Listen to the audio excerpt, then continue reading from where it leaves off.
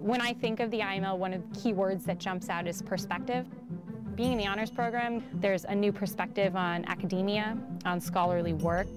I'm a science student, so it's always been interesting to other people why I chose to do something on science and religion. In my opinion, science and religion are very much intertwined in a way that people don't expect them to be. The project is to be or not to be. It's concepts of duality in science and religion. The concept of duality and how inherent that is in the way that humans perceive the world. Babies know the difference between day and night, the difference between A and not A, and how we project that duality onto our religion, and we project it onto the scientific study that we do as students and as professionals. I've chosen 5 different areas of religion and 5 different scientific principles or scientific areas. And so there's 5 pairings, and I go through what are the dualities and the essences behind them, the fundamental differences and the fundamental similarities between them. So, for example, one of the scientific topics that we chose was supersymmetry. That is an area of quantum physics, high-level particle physics.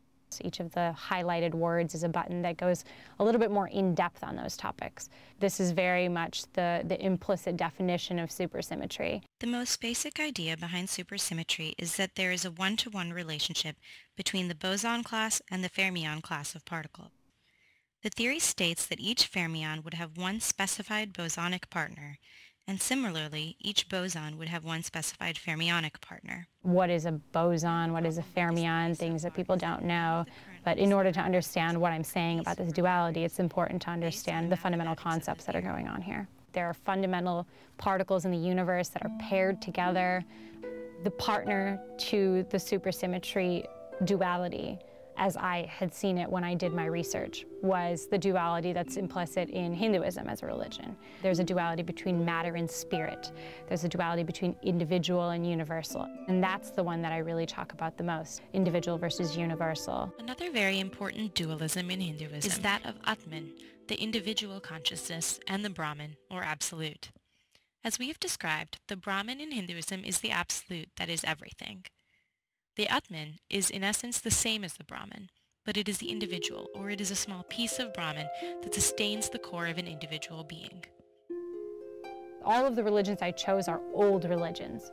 These religions are based in imagery. If you look at the ruins from ancient Hindu culture, from the Indus Valley, if you look at the ruins from ancient Chinese culture, it's all very image-based. There's a lot of drawings that show very clearly what the religion is trying to say, what the dualities are, and with the scientific principles. I wanted to make the concept, the theory, easy to understand. The best way to do it is through image.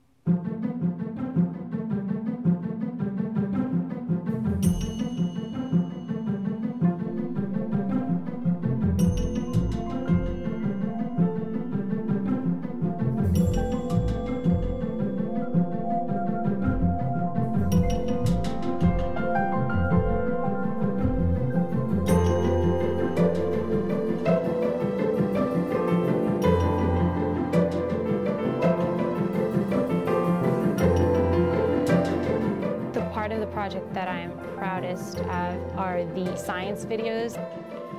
How does a neuron know when to fire and when not to fire? There were certain animations that I had to put together. I had to show how electrical signals travel.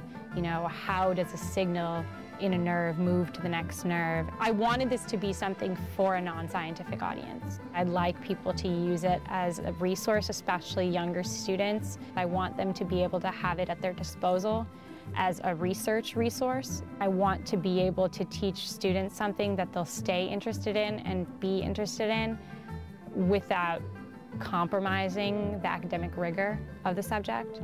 And I think that multimedia is a great way to do that, and I'd like to continue doing that.